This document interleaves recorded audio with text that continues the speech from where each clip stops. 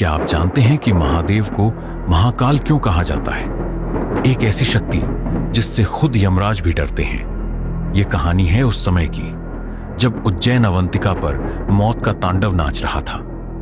अवंतिका नगरी में दूषण नाम के एक भयानक राक्षस ने आतंक मचा रखा था।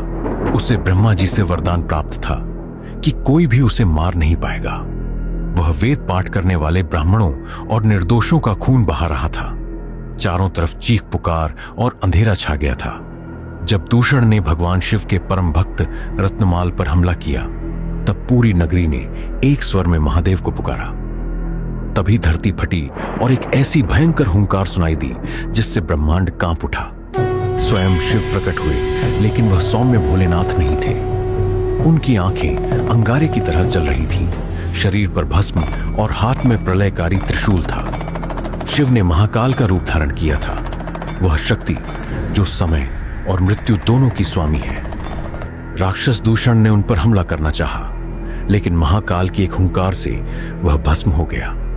महाकाल ने न केवल उस राक्षस का अंत किया, बल्कि उसकी पूरी सेना को काल के गाल में समा लिया। भक्तों की प्रार्थना पर महादेव ने वहीं ज्योतिर्लिंग के रूप में वास किया, ताकि वे काल के चक्र से अपने भक्तों की रक्षा कर सकें।